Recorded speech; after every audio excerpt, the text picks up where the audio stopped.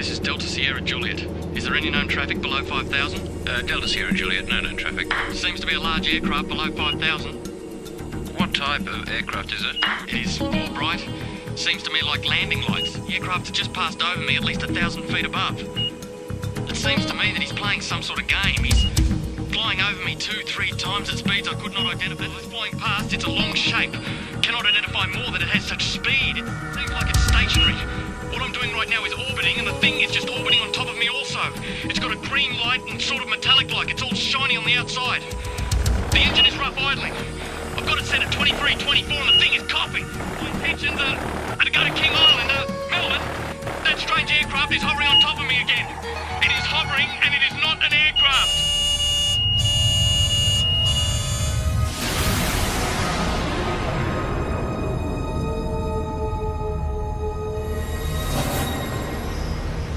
What you've just heard was a recreation of the final words spoken by pilot Fred Valentich before his plane disappeared over Bass Strait.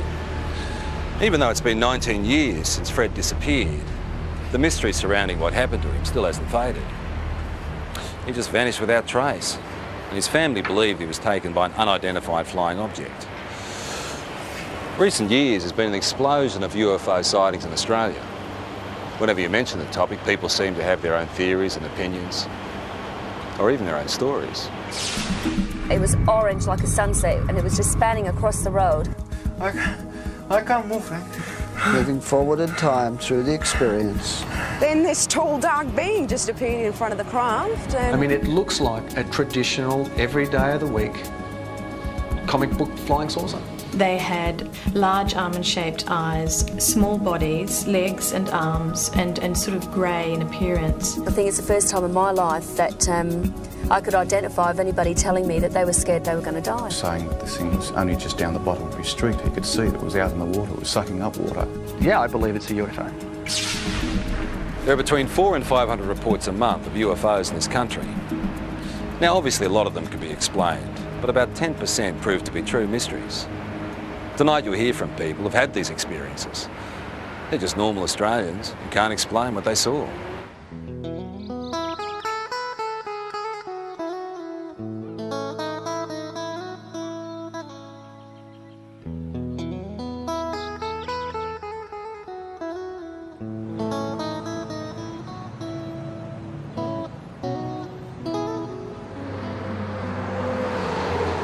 I was travelling from Sydney in a northerly direction toward Gosford along this particular road here, the Pacific Highway, and it was quiet. There wasn't a lot of traffic. It was early Christmas morning, and I was just gazing out of the front window of the car, and I saw approximately half a kilometre away a bright silver metallic object crossing from south to north.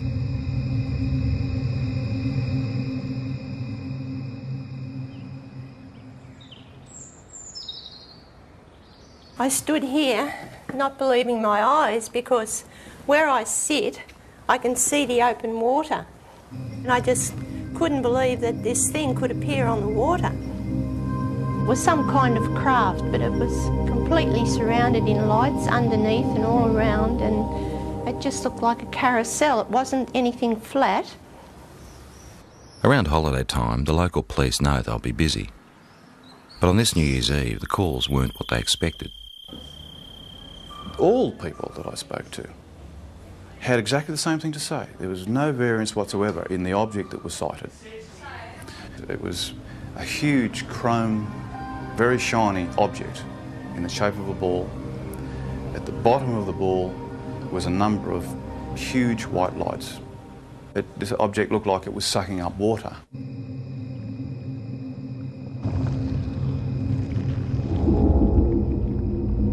Some calls were quite frightful in the voice. You could actually hear the fear, and in the background especially, the fear of people and of course animals and things at the time that were experiencing this phenomena.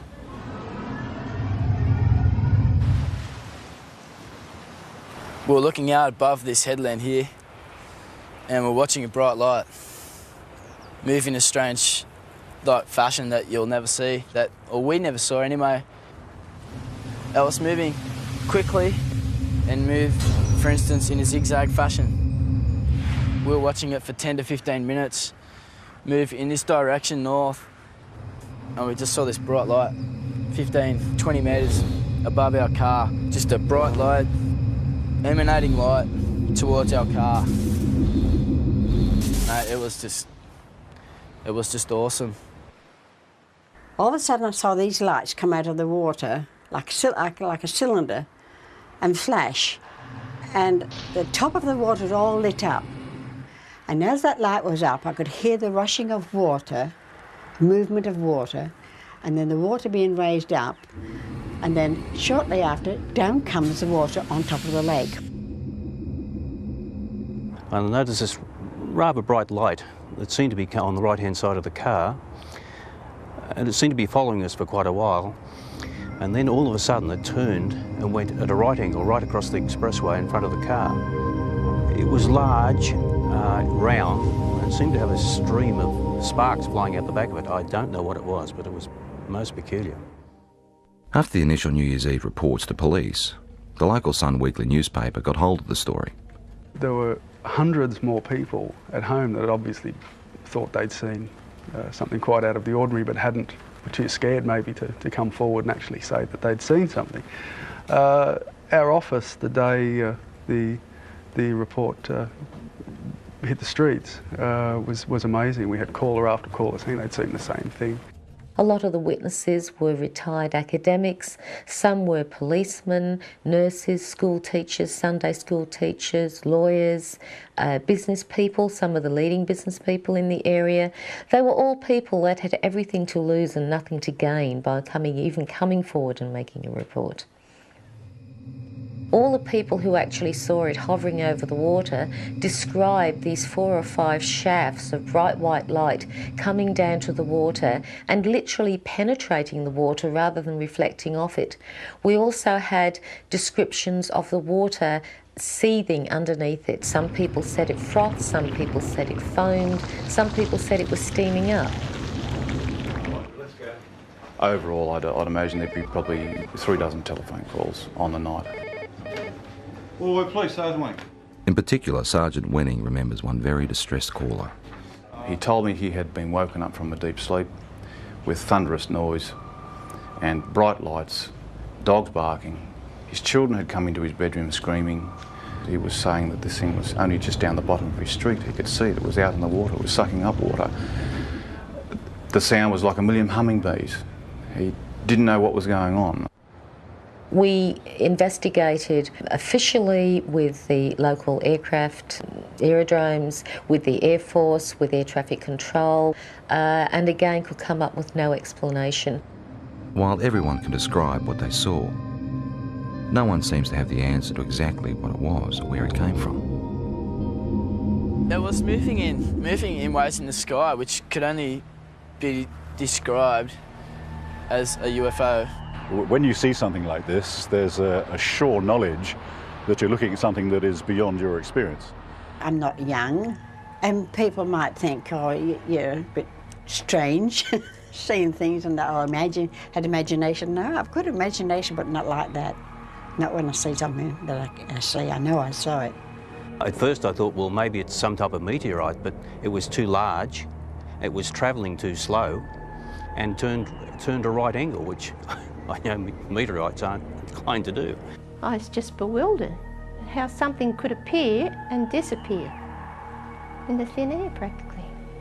Well, I honestly don't know what they saw. We've gone right through all the realm of possible explanations, which leaves it as what a UFO truly is, a flying object which we cannot identify by conventional means. There's a saying that seeing is believing, and it certainly applies to UFOs. The most intriguing personal accounts come from people with no real interest or belief, until it happens to them.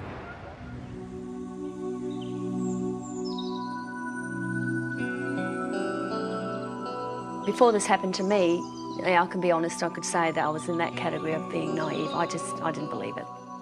I didn't really believe it, because I had to see, it's like I would have to see it with my own eyes. Grace's experience starts in the early hours of the morning travelling home with 3 girlfriends. Victoria, who can't be identified, was one of the women in the back seat. It's when I got a bit further down the hill that I noticed on the right-hand side of me some long oblong-shaped lights. I didn't know what they were. I mean, I only sort of caught a glimpse of a bright orange light sort of shining through.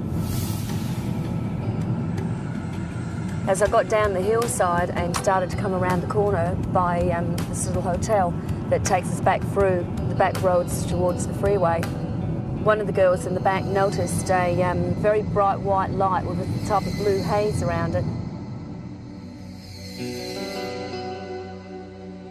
When the girls were sort of saying, oh, maybe, you know, like it's a UFO, and, you know, was sort of like, just laughed it off and said, don't be so ridiculous. The women continued their trip, but further down the road, more lights appeared. I heard Victoria and one of the other girls in the back there, they were commenting on something that was behind us. They actually thought somebody was coming up behind us, like a truck or something, because it was moving fairly fast and very bright. It was just such a bright as blinding light. It was orange like a sunset, and it was just spanning across the road. I got really scared, and I said to Grace, quick, just step on it. Because I knew there was a town just a kilometre up the road.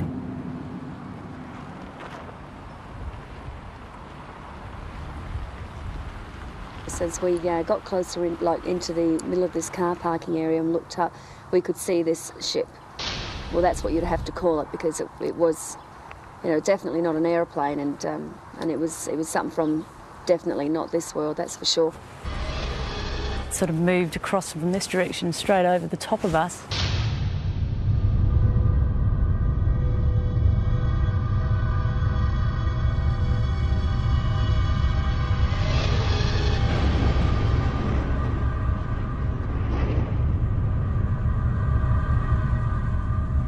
Sort of disappeared into a gully where we lost sight of it.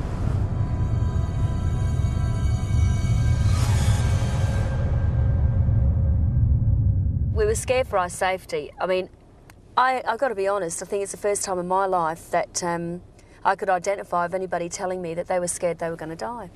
Because I was. When I got to the opening of the drive here, the other girls noticed that there was something else up, some activity up there in the sky. We were still scared. We didn't know what they were either. They seemed to be moving in a direction that this other craft had gone over and gone down. So the first thing you think of, just pull in someone's driveway. And as I pulled in, the light was so blinding, it actually was hurting our eyes to look at it. Then I noticed a figure coming. It wasn't a human, it definitely was no human, that's for sure. I felt threatened by it. I felt really, really threatened by it. That was the closest thing I've ever experienced, the thought of actually, you know, coming close to death, I suppose, which sounds pretty silly, but the fear that I had was like that, like I wasn't going to see my family again. And the weird thing is that it's not the normal thing to talk about and for people to accept. But, you know, it's been 3 years now, and I still feel very distressed by it. In the weeks, I felt a lot of doubt with what happened to Grace. I didn't believe it, truly believed it, because I hadn't experienced anything like that myself. So I didn't show it either. I mean, I didn't show that I didn't believe it, because I think it was important that I looked like I was supporting her, so that otherwise, you know, she might go sort of, you know, off the rails if she didn't feel she had some support from her husband. But 2 weeks later, those doubts disappeared. What's work? Late one night, they were both woken by their distressed 15-year-old son. He was dead set that he had presence in his room. You know, there was somebody in his room. And one thing that he kept saying at that time was that, can you hear that sound? And he kept pointing up to the ceiling. And we could hear this low drone sound. I knew then I'd heard that sound before. We got back into bed and I was laying there. And I thought, do I lie here and just let this thing go through and just, you know, try and wipe it off as another bad experience, or do I actually get up and look, and if it is what I think it is, then maybe my husband will be able to see for the first time and he will believe. I just couldn't believe what I was seeing. When you see an object that's just sort of floating through the air, like at slow pace, and you think to yourself, oh my God, it struck me as, you know, being awesome. It's just something unbelievable. It was a relief that he was able to see this thing, and all I kept saying was that was the thing that was there the night when I was with the others. Certainly by its nature, by the way, characteristics of the way it just hovered across the house at a slow pace, yeah, no, nothing man-made. Not from this country, not from this earth, I should say. So you want me to... Even though Grace and her husband ended up experiencing the same craft, their ways of coping with it differ. You either accept it or you don't accept it, and I tend to say now, after I've seen it with my own eyes, I accept it, but I don't, you know, harp on about it and talk about it, and if it's just one of those things you try and leave as a part of your life that's happened, and let's get on with things, let's move on from here, you see. And that's how I sort of try and treat it, rather than try and find an explanation as to what it is. Yeah, I really don't have a theory yet. It's basically, it's more the fear. Again, I don't know why, because I'm still here and I am healthy, you know, I mean, but the fact is it's just a worry because you don't know. You just don't know. What do you reckon it is? Got no idea. Images of UFOs caught on video over the years tend to raise more questions than they answer. Ron, they are visitors. Yeah? Yes, yes. UFO. Working out whether there is something out there has intrigued researchers for years. There's no doubt that there is a physical dimension to this UFO phenomenon, and it appears to involve some form of technology, and many cases certainly suggest that we're dealing with an exotic technology that might be something certainly foreign to our environment. When a Melbourne photographer saw images like these, he was interested enough to go on standby to try and capture on film whatever was buzzing the sky over Narre Warren in June 1996. I got the phone call and I was told that the lights were spinning across the tree line over the homes.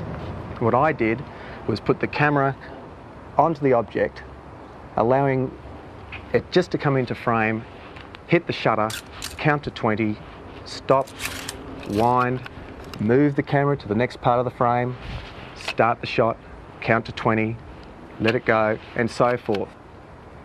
The first night, the result of the photographs showed just light trails of this object going across over the tree line. The second night, with higher speed film and the higher magnification lens, is where we actually captured the shot of the disc. This thing was, the only way to explain it was moving across the air like ice on a hot plate, very, very smooth.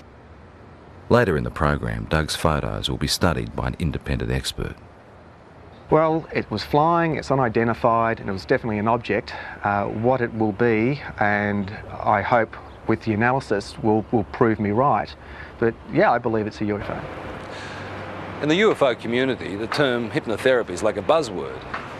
It's the thing to try if you feel you have secrets of the past to unlock. While mainstream medicine doesn't necessarily recognise it, people who've had UFO encounters believe it helps.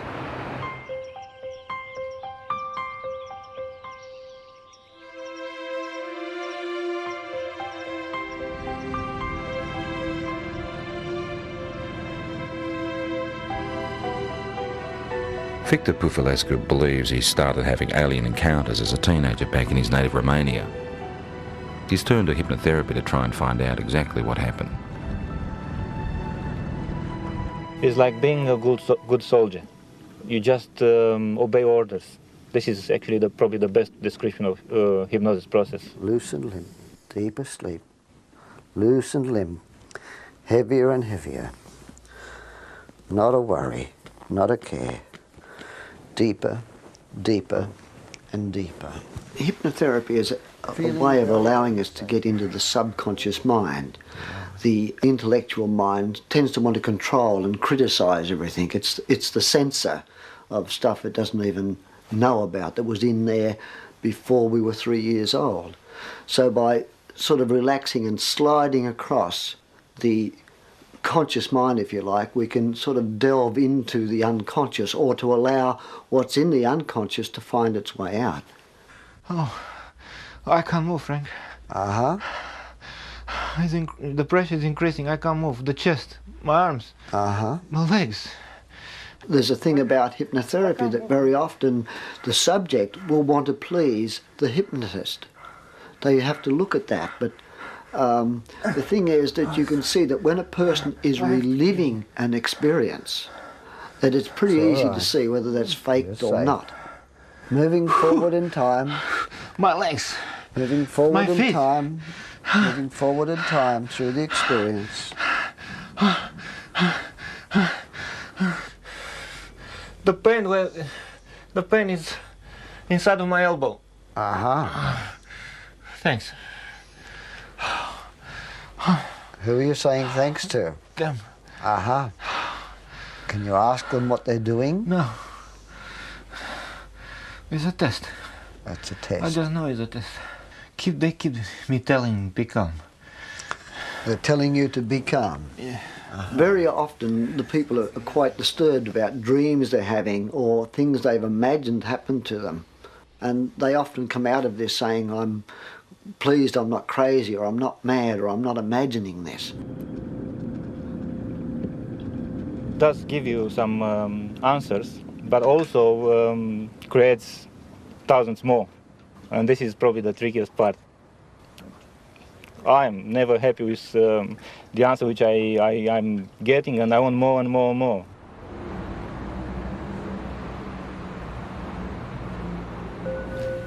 Just relaxing as much as you can with every breath. Just feeling a sense of calm. From 1992, there was a very strong correlation with awakening psychically and with my healing work to having these experiences. Elizabeth Robinson is a spiritual healer and therapist who says she's been having extraterrestrial experiences since childhood, but is only now starting to accept them. I mean, when they started with me, I thought, my God, this is bizarre. You know, this is crazy. This is in the realm of science fiction. But I know now I've had to work through that and struggle with it, and I've denied it like hell for 5 years. And I can't deny it anymore. Elizabeth says she started seeing creatures like these around her home in Perth in 1992. There were 3 beings standing there. They had large shaped heads, bigger at the top to the chin at the bottom, large almond-shaped eyes, small bodies, legs and arms, and sort of grey in appearance. But they looked at me with a sense of intent and intelligence. Soon after, Elizabeth's daughter talked of being visited by a lady during the night. Elizabeth believes it was one of the same beings. And I looked down on the desk, and here was a drawing of this being, this same being that I had seen. And I said to Jessica, who did that? Because I knew that at 2.5, her drawings were scribble drawings. And she said, oh, that's the lady. I tried to rationalise it, but I knew that I wasn't imagining this stuff. You know, there was something in me that told me that there was more to these experiences. They're looking at me again. Elizabeth then turned to hypnotherapy to try and uncover what she couldn't understand. This session was recorded last year with visiting American UFO researcher John Carpenter. I don't want to give the baby up. What seems to have come up in hypnosis is that I've had children taken from me, babies taken from me that are growing up on crafts. And this is just absolutely bizarre, you know, talking about this. I mean, you talk about this, but, you know, at first you struggle with it. I mean, you can't fully comprehend this, but what I could comprehend was the emotion around it. I know what they're doing. They say it's time. they tell me with their mind.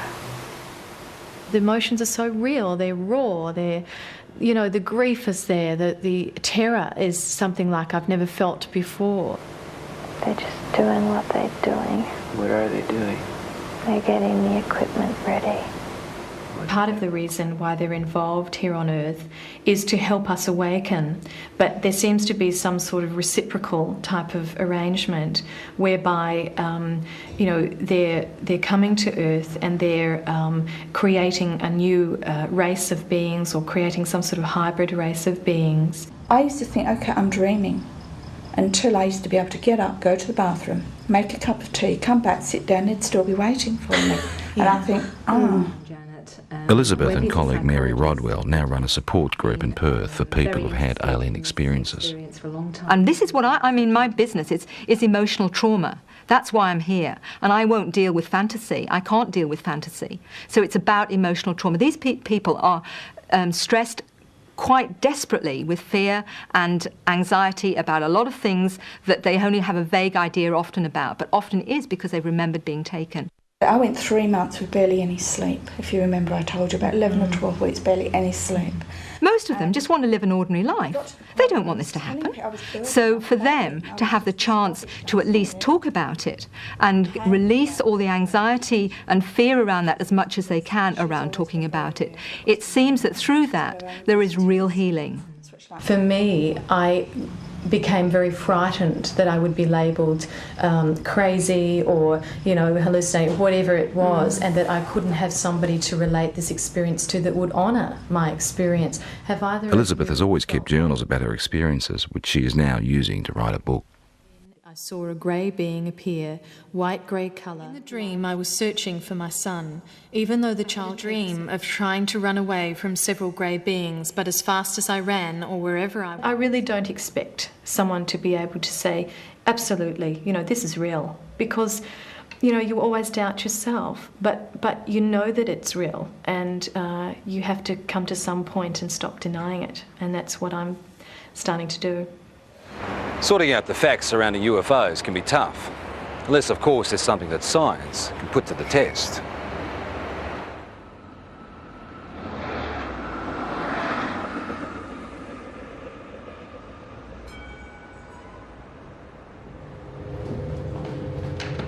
Earlier in the program we saw photographs taken by Doug Page.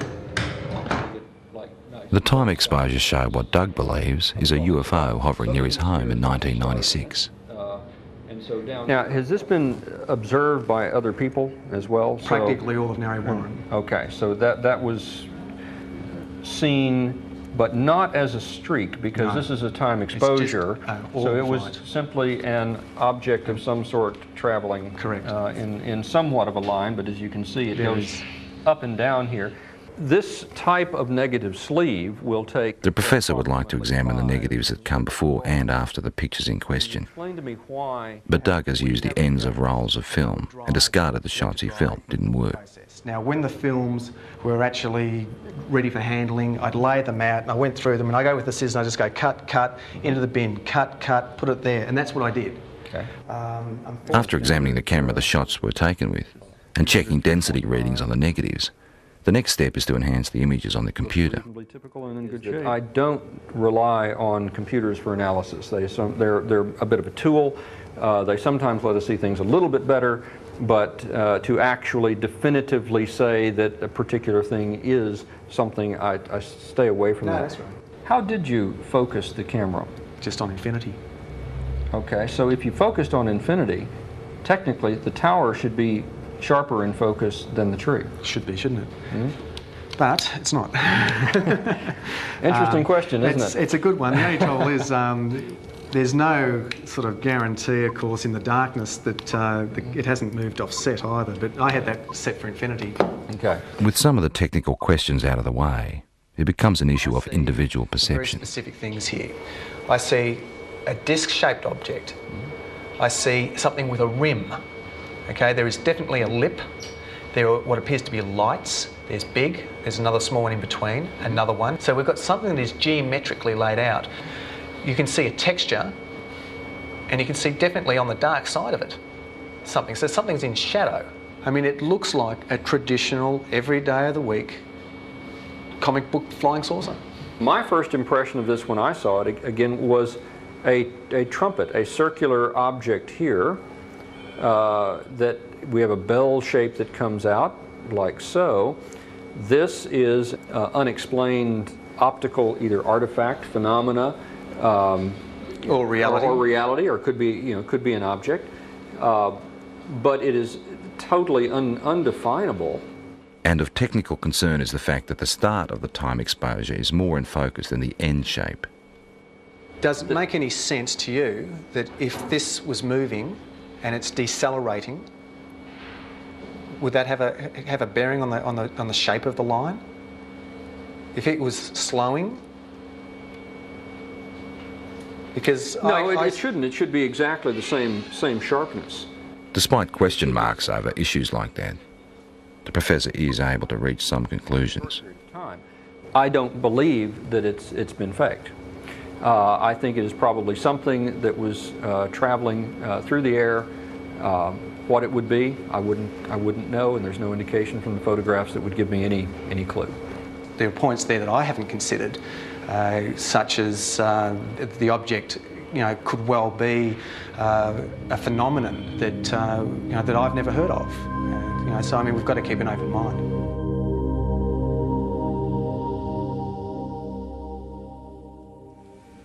I don't know, maybe between 6 and 8, I would assume. Okay.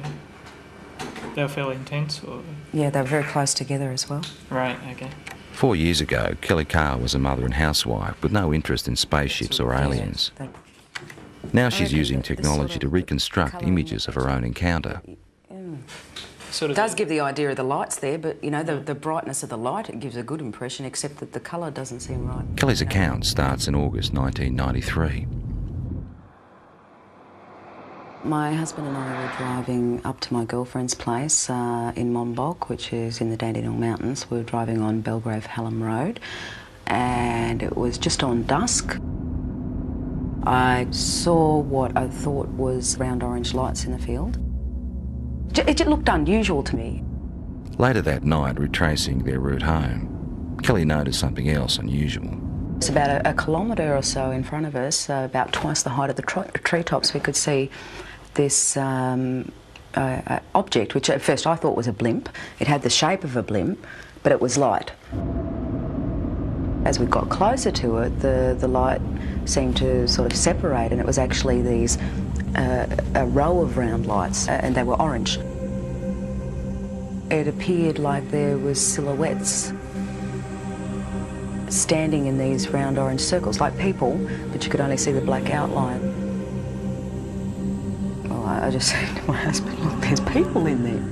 And the minute I said that, it shot off to the left of us. Within 1 or 2 seconds, it was gone completely. About a kilometre or two further down the road, as we kept driving, I came across at least what I thought was a screen or a wall of light across the road.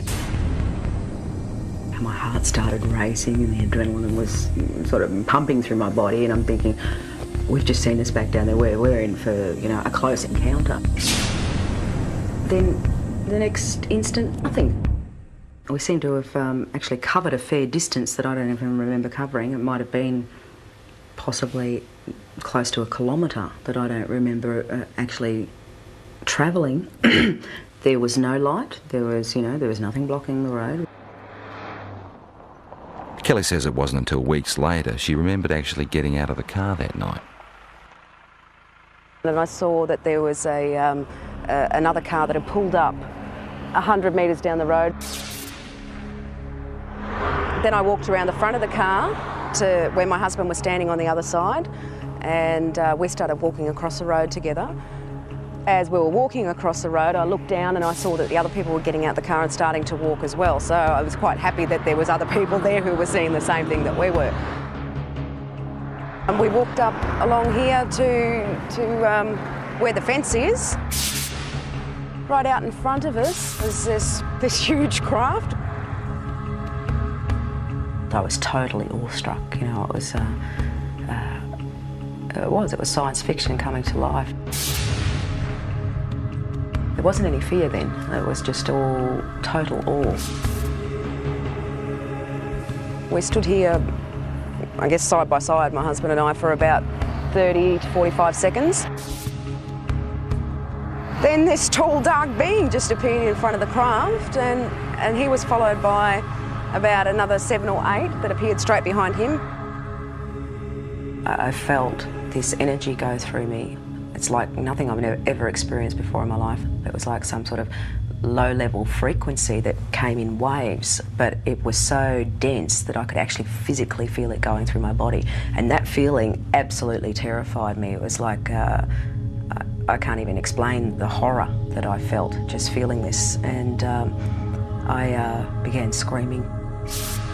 The minute I did, the eyes on these things lit up and they came charging across the field. Halfway across, they split up into 2 groups. Some headed off down there and the rest came directly towards us. I felt this blow to my stomach, and the next thing you know, I'm back here somewhere on the grass. It literally lifted me off of my feet. And I thought I was going to die. I thought if I don't get up now, I'm going to pass out and I'm going to die. I'm not going to come back to consciousness, you know. So I pulled myself up into a sitting position, and when I sat up, I couldn't see anything, and it was like there was just black in front of my eyes.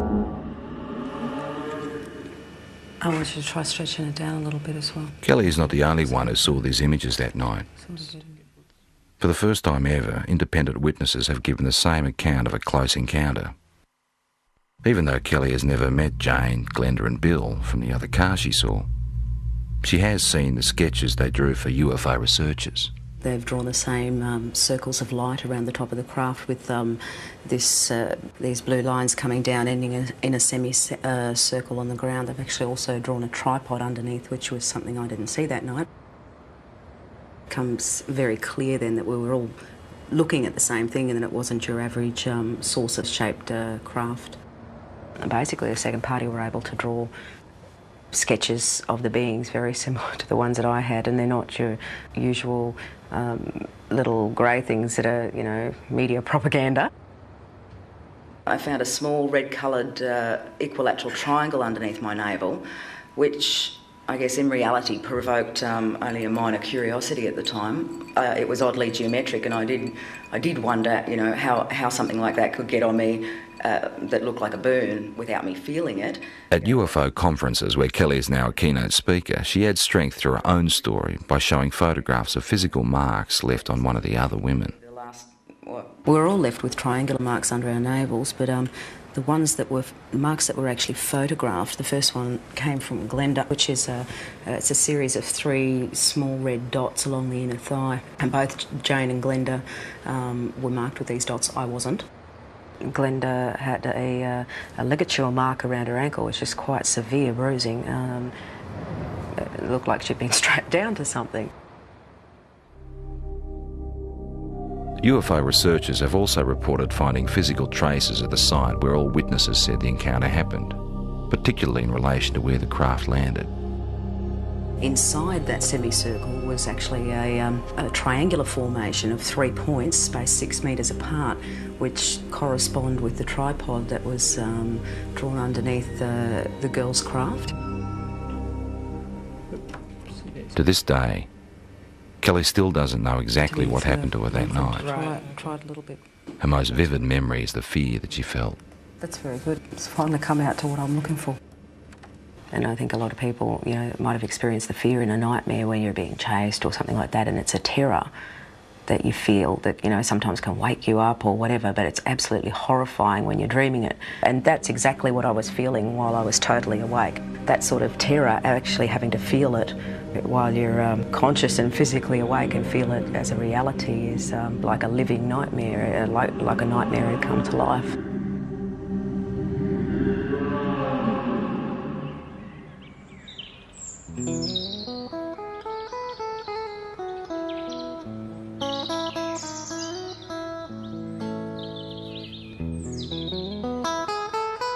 We've moved out onto 138 acres. We don't have electricity. We use all our own fuel, like for both our fires. We're in the process of trying to become self-sufficient as far as food's concerned. We just lead just a very different lifestyle.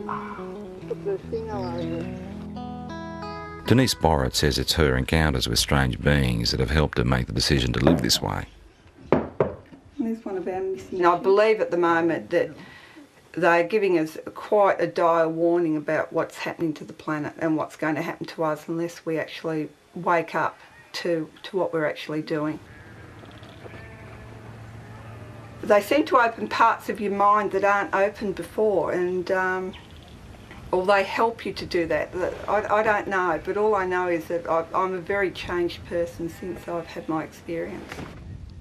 Well, lifestyle changes you'd think shouldn't happen to people if these things aren't physically occurring. So I guess it's a little piece of evidence to suggest that something really startling and extraordinary must have happened to a person because of the changes that they do go through. Denise says her visitors have the ability to render her husband unconscious, so he never actually experiences the aliens, but he does have physical scars.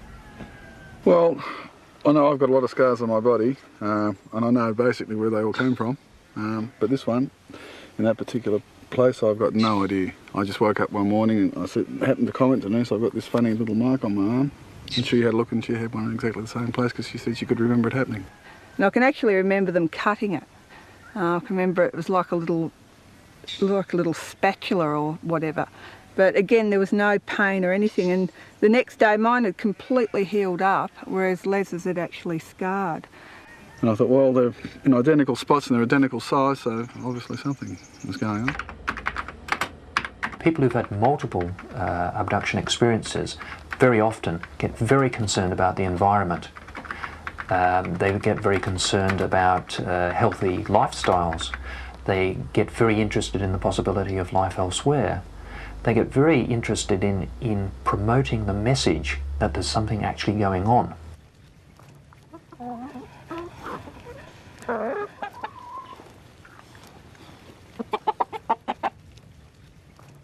If things do go haywire on the planet, like I believe they will, that we at least will be able to feed ourselves and not have to rely on man-made energy to keep ourselves going.